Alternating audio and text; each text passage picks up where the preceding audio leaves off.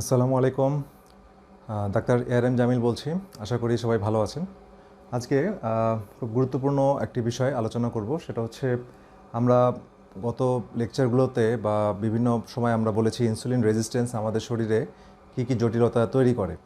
তো আমরা সেটারই একটা পিকচারিয়াল মানে চিত্রের মাধ্যমে আমরা দেখি যে ইনসুলিন রেজিস্ট্যান্স হলে আমাদের শরীরে মানে এটা কীভাবে ইফেক্ট ফেলে বা কোন কোন এরিয়াতে সমস্যা তৈরি হয়। তো আমরা প্রথমে দেখছি যে ওবেসিটি। হ্যাঁ, আমরা জানি যে ওবেসিটি একটা ইম্পর্টেন্ট একটা বিষয়, যে মেদবাহুল্য বা মোটা হয়ে যাওয়া, এটা ইনসুলিন রেজিস্ট্যান্সের কারণে হয়ে যাচ্ছে।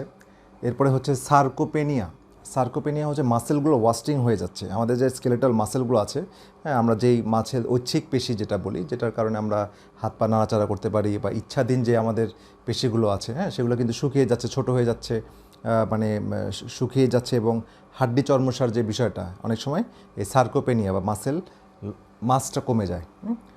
তারপর ডিসলিপিডেমিয়া আমরা জানি যে কোলেস্টেরল, ট্রাইগ্লিসারাইড, এলডিএল, এইচডিএল এগুলোর যে ভারসাম্য থাকে শরীরে, এগুলোর ইমব্যালেন্স হয়ে যায়। খারাপ কোলেস্টেরল, খারাপ ফ্যাট বেড়ে যায় এবং ভালো কোলেস্টেরল, এইচডিএল এটা কমে যায়।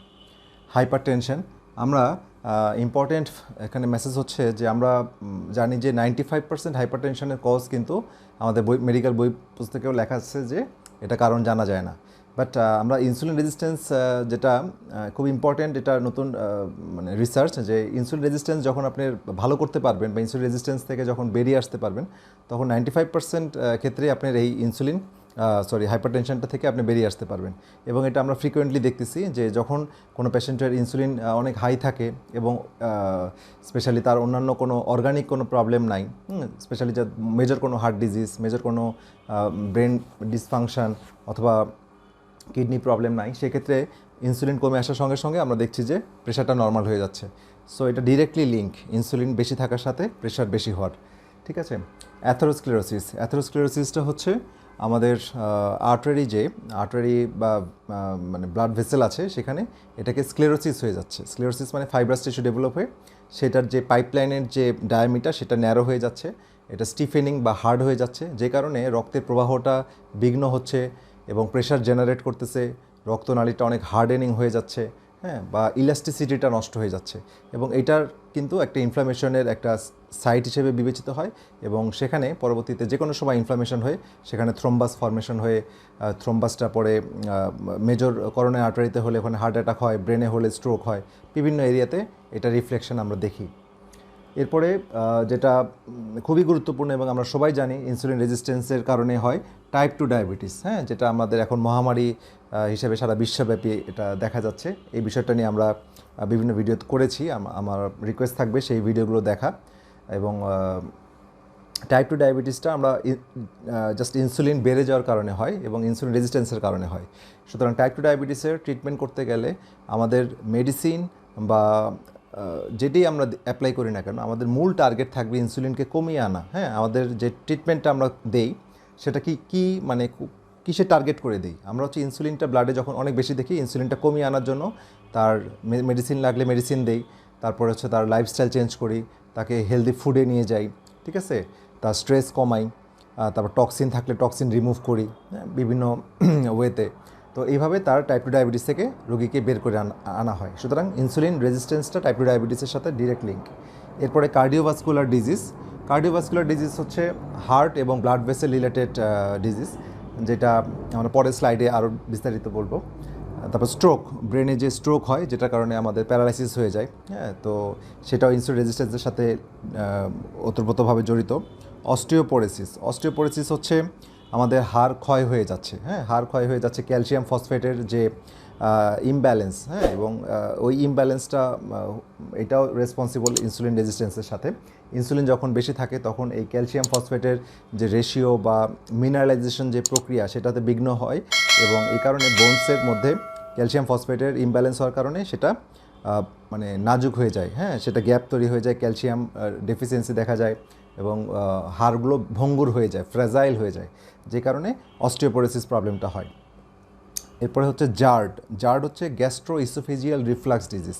আমরা খাওয়ার পরে গ্যাস উঠে, বুক জ্বালাপোড়া করে, হ্যাঁ, মানে বেলচিং উঠে, তারপর এই সমস্যাগুলো যে দেখা যায়, যে কারণে আমরা হরহামেশা প্রচুর অ্যান্টাসিড বা পিপিআই বা ওমিপ্রাজল বা বিভিন্ন জাতীয় ওষুধ এগুলো খাচ্ছি, হ্যাঁ, কন্টিনিউয়াস। কিন্তু যখন আপনি ইনসুলিন রেজিস্ট্যান্সটা কমিয়ে আনতে পারবেন, 10% ক্ষেত্রে দেখা যাবে যে আপনি জার্ডের প্রবলেম থেকে আপনি বেরিয়ে আসতে পারতেছেন। ফ্যাটি লিভার, এটাতেও খুবই ইম্পর্টেন্ট। ফ্যাটি লিভার স্পেশালি যেটা নন অ্যালকোহলিক ফ্যাটি লিভার, সেই ফ্যাটি লিভার ডাইরেক্ট আপনার ইনসুলিন রেজিস্ট্যান্সের সাথে সম্পর্কিত। এবং আমি কয়েকটা কেসও আপনাদের সামনে দিয়েছি যে আমরা অনেক পেশেন্টকে দেখেছি টাইপ মানে grade 2 fatty liver, grade 3 fatty liver, grade 1 fatty liver. তো সেই সব অবস্থা থেকে জাস্ট পরীক্ষা করে দেখলাম তার ফাস্টিং ইনসুলিন অনেক হাই। তখন তার ফাস্টিং ইনসুলিনটা যখন আমরা কমিয়ে আনলাম মেডিসিন, লাইফস্টাইল এবং তার ফুড হ্যাবিট চেঞ্জের মাধ্যমে, এবং তখন দেখা গেল যে তার ফ্যাটি লিভার পুরাটা ক্লিয়ার হয়ে যাচ্ছে। এবং এটা কিন্তু একটা ম্যাথমেটিক্সের মতো। আপনি এটা মানে যে কেউ যদি এই সূত্রটা বুঝে তাহলে কিন্তু সে এই ফ্যাটি লিভার থেকে বেরিয়ে আসতে পারবে। এরপর হচ্ছে গাউট হচ্ছে ইউরিক অ্যাসিড বেড়ে যাচ্ছে। ইউরিক অ্যাসিড বেড়ে গেলে আমাদের এই যে প্রবলেমটা হয় সেটা হচ্ছে গাউট। আমরা জানি গাউট হলে আমাদের বিভিন্ন জয়েন্টে পেইন হয়, গ্রেড 2-তে পেইন হয়, মাসেল পেইন হয়। তো এই ইউরিক অ্যাসিডটা এটা হচ্ছে আমাদের নিউক্লিক অ্যাসিড এবং এটিপি যেটা মাইটোকন্ড্রিয়াতে তৈরি হয় সেটার এন্ড প্রোডাক্ট হিসেবে এই ইউরিক অ্যাসিড তৈরি হয়। তো সেখানে দেখা যাচ্ছে যদি আমরা গ্লুকোজ মেটাবলিজমে চলি এবং যেটার ফলশ্রুতিতে ইনসুলিন বেশি হয়, সেটার প্রভাবে কিন্তু আমাদের বডিতে ইউরিক অ্যাসিড বেড়ে যায়। তো যখন আপনি ইনসুলিন রেজিস্ট্যান্সটা কমায় দিবেন, ইউরিক অ্যাসিড কমে যাবে এবং আপনার অনেক পেইন ফ্রি লাইফ লিড করতে পারবেন। সো এটা একটা গুরুত্বপূর্ণ একটা বিষয়, ইউরিক অ্যাসিডের সাথে ইনসুলিনের রিলেশন। ওকে, ইরেকটাইল ডিসফাংশন হচ্ছে আমরা পুরুষদের যেটা হয়, যেটা স্পেশালি ডায়াবেটিস রোগীরা তো ফ্রিকোয়েন্টলি এটা ফেস করেন, এবং অন্যান্যদেরও যদি যখন দেখবে ইরেকটাইল ডিসফাংশন মানে লিঙ্গ উত্থানজনিত সমস্যা, বা অল্পতেই আমরা বাংলায় যেটা বলি ধ্বজভঙ্গ, বা মানে যৌন সঙ্গম ঠিকমতো করতে না পারা, দুর্বলতা, হ্যাঁ, অল্পতে নিস্তেজ হয়ে পড়ে যাওয়া, এই যে বিষয়গুলো, এগুলো যারই থাকবে তারে কিন্তু সন্দেহ করতে হবে যে হয়তো তার ইনসুলিন রেজিস্ট্যান্স ডেভেলপ করে গেছে। তো সঙ্গে সঙ্গে তাকে টেস্টে যেতে হবে, ইনসুলিন টেস্ট করতে হবে। ওকে, ম্যালিগনেন্সিস হচ্ছে আমরা আগের স্লাইডগুলোতে বলেছি যে বিভিন্ন ধরনের ক্যান্সার এই ইনসুলিন বা সুগার টক্সিসিটির কারণে ইনসুলিন বাড়ে, ইনসুলিনের প্রভাবে এই বিভিন্ন ম্যালিগনেন্সি, সেটা ব্রেস্ট ক্যান্সার, কোলন ক্যান্সার, হ্যাঁ, তারপর রেকটাল ক্যান্সার, প্যানক্রিয়েটিক, হ্যাঁ, স্টোমাক, বিভিন্ন এরিয়াতে ক্যান্সারগুলো হয় এবং এটার সাথে ইনসুলিন রেজিস্ট্যান্সের সম্পর্ক আছে।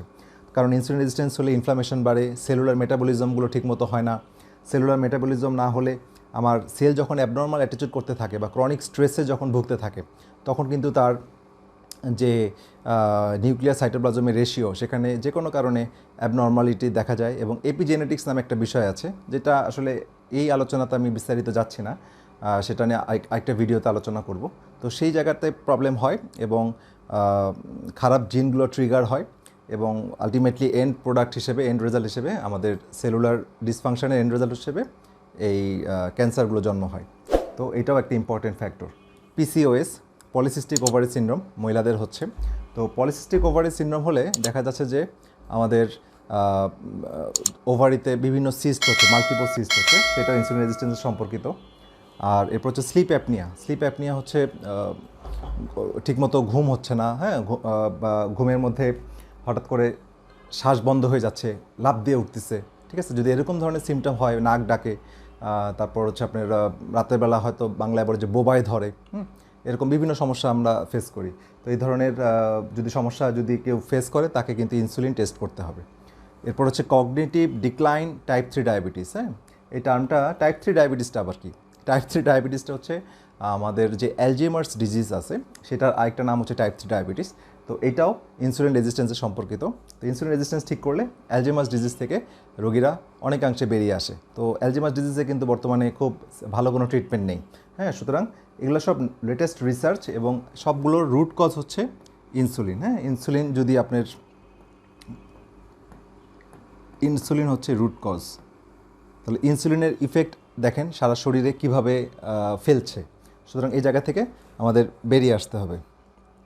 ওকে, আচ্ছা। সো আমরা কার্ডিয়াক যে ডিজিজগুলো হয় সেগুলো থেকে যদি আমরা বেরিয়ে আসতে চাই, আমাদেরকে ইনসুলিনটা কমিয়ে রাখতে হবে শরীরে।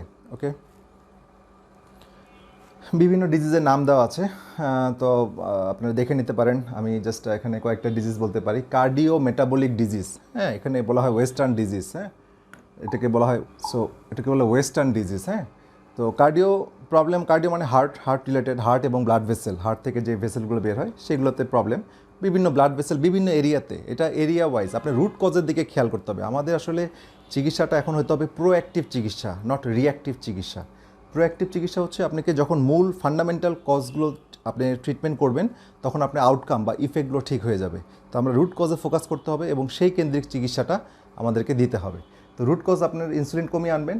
তো ব্লাড ভেসেল, সারা শরীরের ব্লাড ভেসেলে কিন্তু একই ঘটনা ঘটে। তো এরিয়া ওয়াইজ বিভিন্ন রোগের নাম হয়।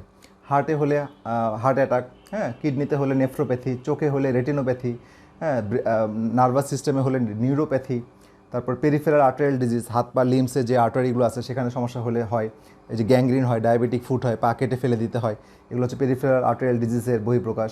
পিনাইল ইরেকটাইল ডিসফাংশন, আমাদের পেনিস বা লিঙ্গে যখন ব্লাড ভেসেলগুলো ন্যারো হয়ে যায়, ঠিকমতো ব্লাড সার্কুলেশন পায় না, তখন সেই ইরেকশন প্রবলেম হয়, যেটা আমরা ফ্রিকোয়েন্টলি ডায়াবেটিক রোগীদের পাচ্ছি। তারপর হাইপার টেনশন আমরা বলছি, পেরোনিস ডিজিজ, এটা পিনাইল পার্টে হয়, হেমোরয়েড, পাইলস, পার্কিনসন, কারণ পাইলসটা হয় হচ্ছে পোর্টাল হাইপার টেনশন হলে। পোর্টাল হাইপার টেনশন মানে যকৃত, কোলন এবং লিভারে যেই ব্লাড সার্কুলেশন, যে নিউট্রিশনগুলো কোলন থেকে যেই ব্লাড ভেসেলের মাধ্যমে লিভার আসে সেটাকে বলা হয় পোর্টাল ভেইন। হ্যাঁ, পোর্টাল ভেইন, পোর্টাল আর্টারি, সেইখানকার সার্কুলেশনে যখন প্রেশার জেনারেট করে এই ইনসুলিন রেজিস্ট্যান্সের কারণে, ওইটার ইফেক্ট কিন্তু হেমোরয়েড বা পাইলস। ঠিক আছে, সুতরাং পাইলসের রোগীরাও এখানে ইনসুলিন রেজিস্ট্যান্সটা কমিয়ে আনলে পাইলস কিন্তু, সেই প্রেশারটা কমে যাচ্ছে, পাইলস কিন্তু রিগ্রেস করে যাচ্ছে, ছোট হয়ে যাচ্ছে।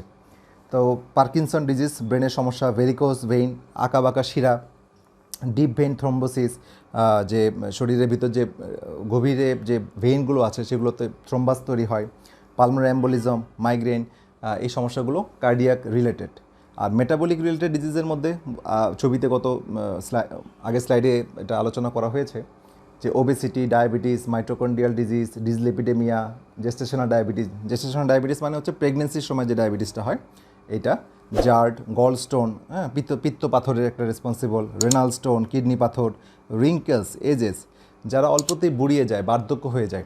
আমরা অনেক সময় দেখি, জাস্ট ফ্র্যাঙ্কলি স্পিকিং, আমরা দেখি যে সিনেমা নায়ক নায়িকারা বা যারা ওয়েল মেনটেন করে, ঠিক আছে, যারা এই অতিরিক্ত সুগার, অতিরিক্ত ইনসুলিন শরীরে প্রডিউস করতে দেয় না, তারা কিন্তু কম্পারেটিভলি অনেক হেলদি, অনেক ইয়াঙ্গার লাগে একই বয়সের লোকদের তুলনায়। তো এই বিষয়টা খুব ইম্পর্টেন্ট। ক্যান্সার বলা হয়েছে, metabolic syndrome, PCOS, fatty liver, diverticular disease, Alzheimer's disease, এগুলো হচ্ছে মেটাবলিক রিলেটেড ডিজিজ। হ্যাঁ, সবগুলোরই কজ হচ্ছে ইনসুলিন রেজিস্ট্যান্স। এবার ডিজিজ, বিভিন্ন ডিজিজ হচ্ছে autoimmune disease, osteoporosis, appendicitis, hormonal dysfunction, constipation, mood disorder, হ্যাঁ, skin disorder, sarcopenia, irritable bowel syndrome বা আইবিএস, ডেন্টাল ক্যারিস, দাঁতের ক্ষয় হয়ে যাওয়া, দাঁতের মাড়ি এফেক্টেড হওয়া, দাঁত ক্ষয় হয়ে যাওয়া, dental caries, sleep apnoea, asthma, restless leg syndrome মানে রাতের বেলা পা অস্থিরতা, হ্যাঁ, পা চাবায়, কামড়ায়, পা ধুয়ে ফেলতে হয়, জ্বালাপোড়া করে, এই সমস্যাগুলো, এজিং, এই সমস্যাগুলো আমরা দেখতে পাচ্ছি।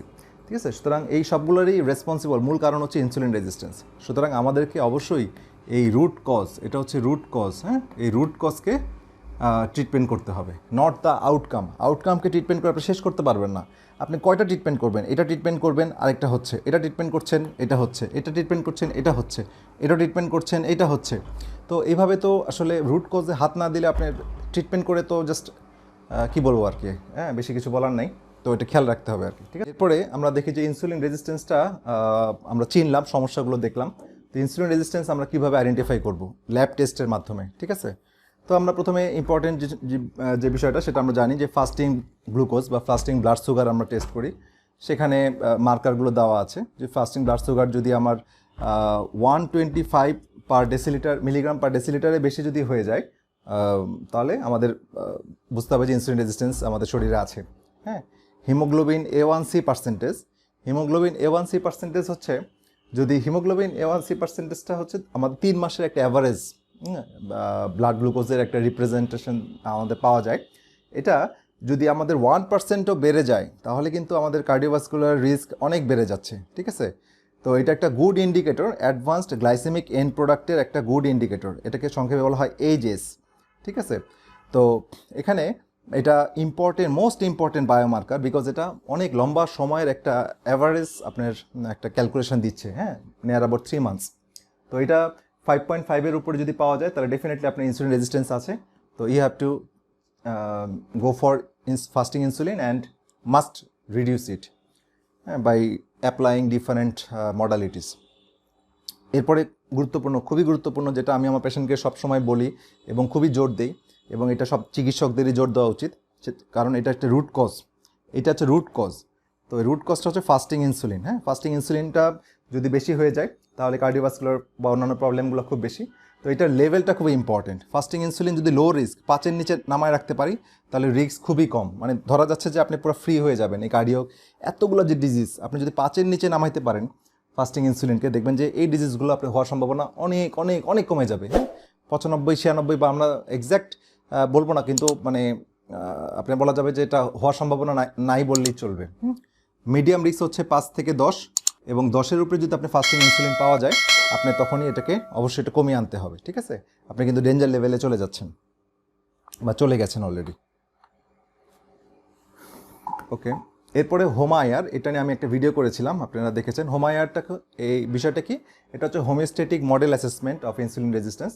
এটা হচ্ছে প্যানক্রিয়াসের যে বিটা সেল, হ্যাঁ, প্যানক্রিয়াসের যে বিটা সেল যেখান থেকে আমাদের ইনসুলিন রিলিজ হয় এবং ইনসুলিন রেজিস্ট্যান্সের একটা ফাস্টিং ব্লাড সুগার এবং ফাস্টিং ইনসুলিনের একটা সম্পর্ক বা রিলেশন এই ফর্মুলা দিয়ে বের করা যায়, এবং এইটা রিপ্রেজেন্ট করে ইনসুলিন রেজিস্ট্যান্সকে ডিরেক্টলি। এবং যদি এটা 2.9-এর বেশি আপনার হয়ে যায় তাহলে আপনার ইনসুলিন রেজিস্ট্যান্স অনেক আছে এবং এটা আপনি হাই রিস্কে আছেন, লাল মার্ক দিয়ে বোঝা যাচ্ছে। আর 1.9-এর নিচে হলে আপনি সেফ জোনে আছেন। সুতরাং এটা আপনি টেস্ট করে, এবং এই রিলেটেড আমার ভিডিও আছে, দেখে নেবেন। তো এটা খেয়াল করতে হবে। টিজি আর এসডিএল রেশিও, ট্রাইগ্লিসারাইড এবং এসডিএল রেশিও, এটা অবশ্যই আপনাকে 2-এর নিচে রাখতে হবে। 4-এর উপরে উঠে গেলে বিপজ্জনক অবস্থায় আছেন। ইউরিক অ্যাসিড, এটা আমরা বলেছি এটা নিউক্লিক অ্যাসিড এবং এটিপি মেটাবলিজমের বাই প্রোডাক্ট। এটা আপনি 3.5-এর নিচে নামায় আনতে হবে। 5.5-এর উপরে যদি উঠে যায় তাহলে এটা আপনার মেজর প্রবলেম, এবং শরীরে যে বিভিন্ন বাত ব্যথা বা রুগীরা, ডায়াবেটিস রুগীরা যে ব্যথায় অস্থির হয়ে যায়, হ্যাঁ, ইউরিক অ্যাসিড টেস্ট করে দেখা যাচ্ছে অনেক বেশি। তো এটা তখন মূল কারণটা হচ্ছে ইনসুলিন কমিয়ে আনতে হবে। মূল কারণ ইনসুলিন, নট ব্লাড সুগার।